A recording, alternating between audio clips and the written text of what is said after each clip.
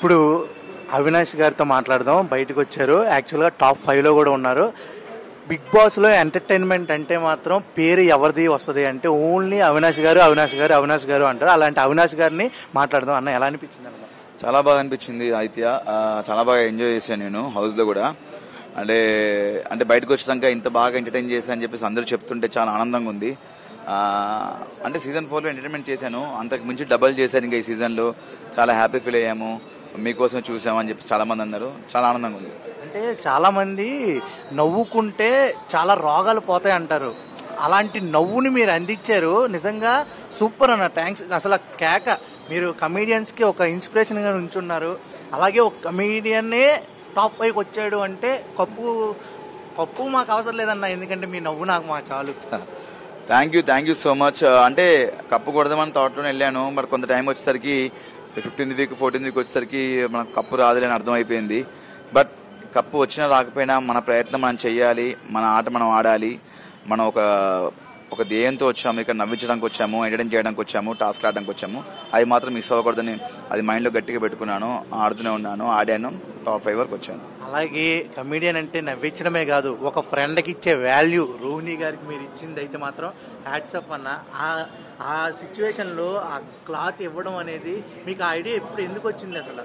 అంటే నేను ఆడుతున్నప్పుడు అదే గేమ్లో ఆడుతున్నప్పుడు దాని బిఫోర్ ఈ గేమ్ నాకు తను ముందు నుంచి చెప్తుంది, నాకు ఈ ఫింగర్స్ ఈ హ్యాండ్స్ నాకు ఎక్కువ పని చేయవరా, నాకు దీంట్లో పవర్ ఉండదు, నాకు ఈ నొప్పులు వస్తాయి ఎక్కువ అని చాలా టాస్క్లు పెట్టక ముందు నుంచి చెప్తున్నాను అనమాట. అప్పుడు అనిపించింది దట్ గేమ్ స్టార్ట్ అయ్యేటప్పుడు మధ్యలో అంటే ఆ క్షణం నాకు తను అప్పుడు చెప్పింది ఇట్లా నాకు చాలా నా వల్ల అవ్వట్లేదు ఇది అన్నాక. దట్టు తను 14th వీక్లో నామినేట్ అయింది, తను ఫైనల్స్లో ఉండాలని నేను కోరుకుంటున్నాను. ఫస్ట్ టైం నామినేషన్ వెళ్ళింది, తనకు ఓటింగ్ అనేది చాలా అవసరం అనిపించింది. ఆ క్షణం నాకు నేను గెలవడం కంటే తను గెలవడం ఇంపార్టెంట్ అనిపించింది.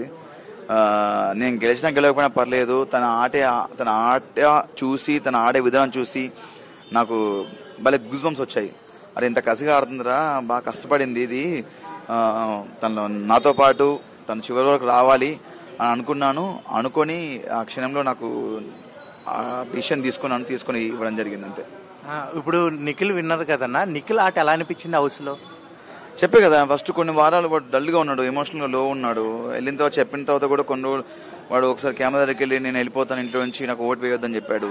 తర్వాత మళ్ళీ ఒకసారి వెళ్ళి నాకు నేను ఆడతాను, నేను మళ్ళీ ఆడతాను చెప్పడం జరిగింది.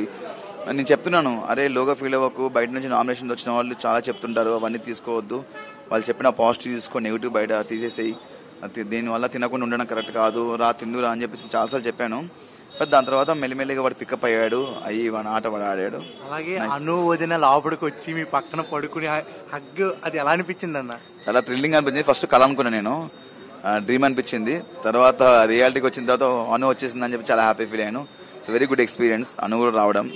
అలాగే ఒక డేట్ కూడా జరిగిందంటే ఇద్దరు కూర్చుని, అది నా లైఫ్ లో best memory in Bigg Boss season 8. Thank you so much Bigg Boss and Star, Maa life లో మర్చిపోలేను. లేదు సార్ బిజీగా ఉండి అప్పటికి లేట్ అయిపోయింది.